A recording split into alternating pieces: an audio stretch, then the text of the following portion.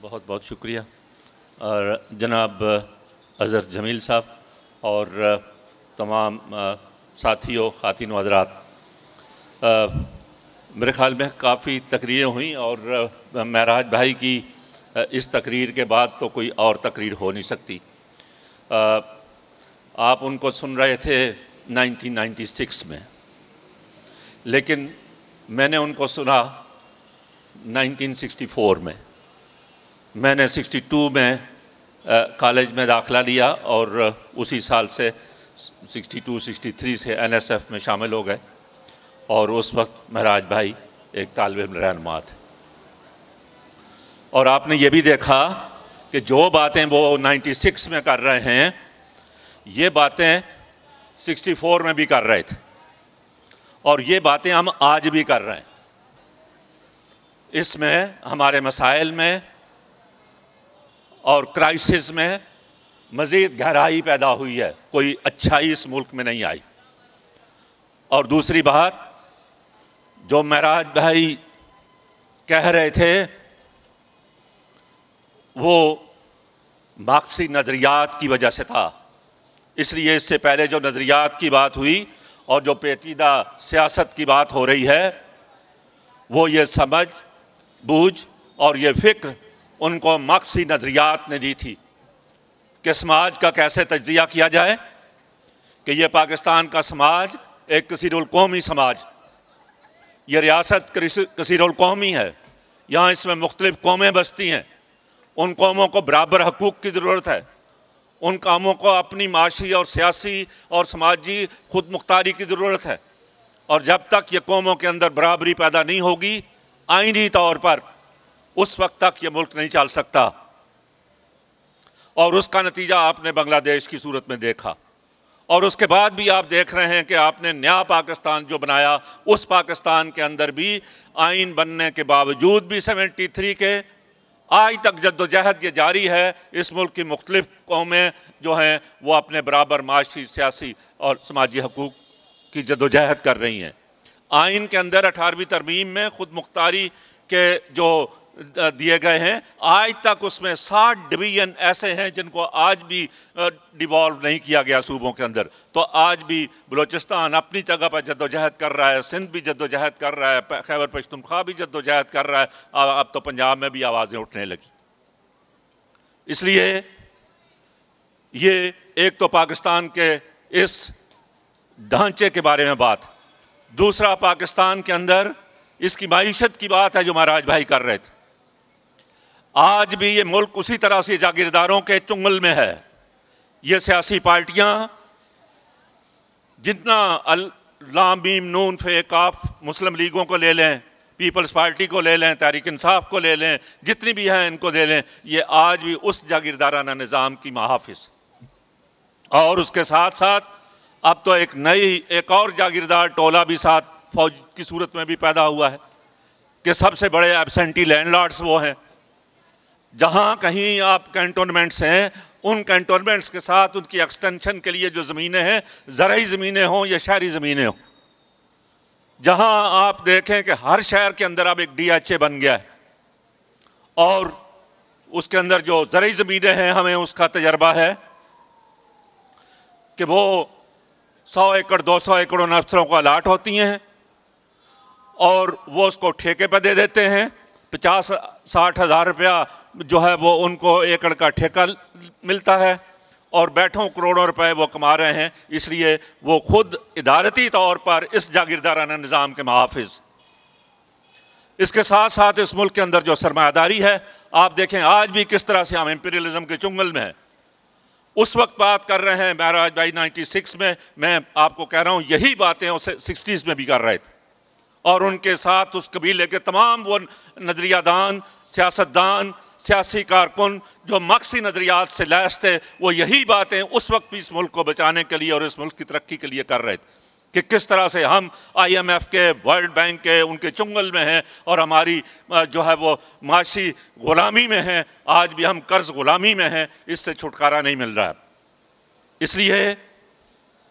یہ تو ابھی میرے دوست رشید رضوی صاحب نے اور دوستوں نے جو ہے وہ سپریم کورٹ کی بات کی ہے، کہ وہاں کیسز کی IUBI کی کیس کے حوالے سے میں تو آپ کو یہ کہتا ہوں کہ آپ یہ دیکھیے کہ مذہب کو کس طرح سے اپنی سیاست کے لیے اور اپنی اس معیشت کے لیے کس طرح سے مذہب کو استعمال ہو رہا. ضیاء الحق نے ہمارے آئین کے اندر ایک ترمیم کی یہ فیڈرل شریعت کورٹ کے سلسلے میں. میں پاکستان کے ایک چھوٹا سا وکیل ہونے کی حیثیت سے آپ کے سامنے رکھ رہا ہوں کہ اسلامی جو شقیں ہمارے آئین میں ہیں اس کی بنیاد اسلامی ایڈوائزری کونسل کی صورت میں تھی کہ تمام قوانین یا قوانین کی کسی کی کوئی شق اگر اس قرآن و سنت کے منافی ہے تو وہ اس ایڈیالوجی کونسل کے پاس جائے گی اور ایڈیالوجی کونسل مشورہ دے گی اور اس تجزیے کے بعد کہ یہ اس کو لیکن اس پر قانون سازی پارلیمنٹ کرے گی. اقتدار اعلیٰ پارلیمنٹ کا قائم تھا 73 کے آئین میں, لیکن ضیاء الحق نے اس کے اندر ایک اور شریعت کورٹ ڈالی.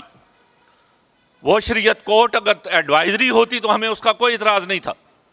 لیکن اس شریعت کورٹ نے آج تک سود کے بارے میں باقی چیزوں کے بارے میں تو کوئی فیصلہ نہیں کر سکی, لیکن اس شریعت کورٹ نے یہ فیصلہ کیا کہ لینڈ ریفارمز قرآن و سنت کے منافی ہیں. آپ ذرا یہ دیکھیں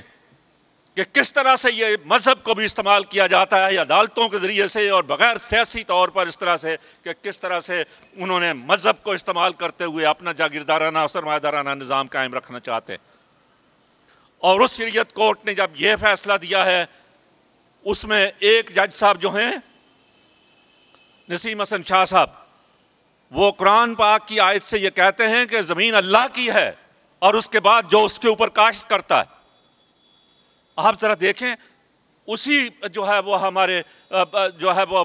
ہولی قرآن سے وہ یہ کہہ رہے ہیں کہ زمین اللہ کی ہے اور باقی جو اس کے اوپر کاشت کرتا ہے, اور دوسرے مولوی اور جج کہہ رہے ہیں کہ سب پراپرٹی پر پابندی نہیں لگائی جا سکتی, جتنی مرضی یا کوئی زمینیں جاگیریں رکھ سکتا ہے.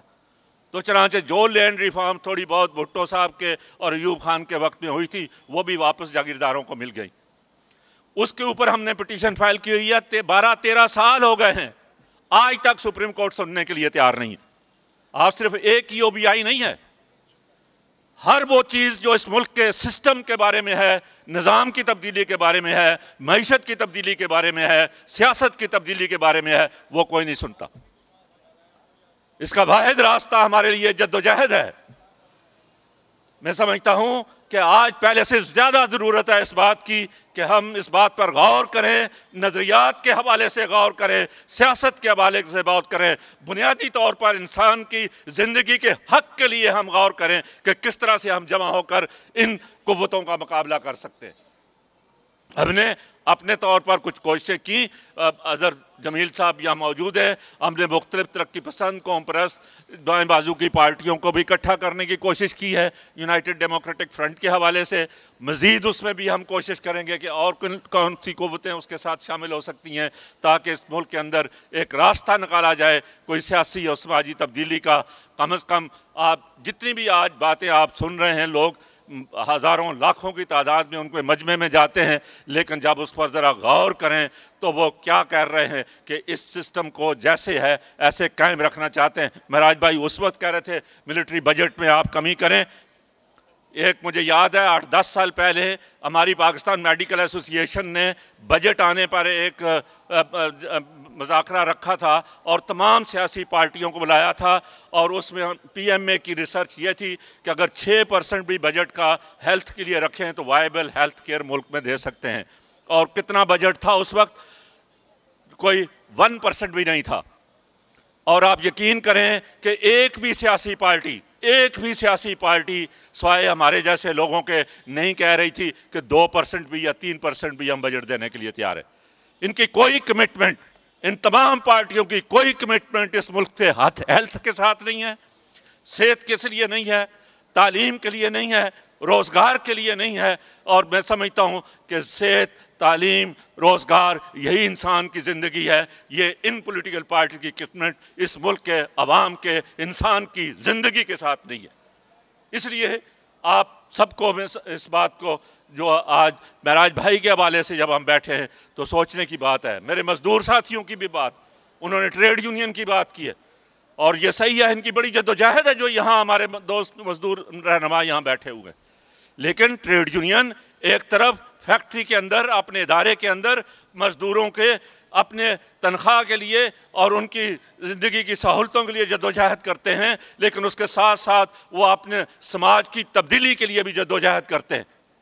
ان کو سیاست کے ساتھ بھی جوڑنا پڑے گا کہ جب تک اس ملک کے مزدور، اس ملک کے کسان، اس ملک کا درمیانہ طبقہ، اس ملک کے غریب عوام اس سیاست کے ساتھ، ان نظریات کے ساتھ نہیں جڑیں گے، اس وقت تک کوئی اور تبدیلی کی ہمیں امید نہیں ہے۔ میں زیادہ وقت آپ کا لے لیا، بہت بہت شکریہ۔ ایک دفعہ پھر میں اپنے معراج بھائی کو خراج عقیدت اور خراج تحسین پیش کرتا ہوں، اور میں امید کرتا ہوں کہ ہم سب ان کے بتائے ہوئے ان کے نظریات کے راستے پر چلنے کی کوشش کریں گے۔ شکریہ۔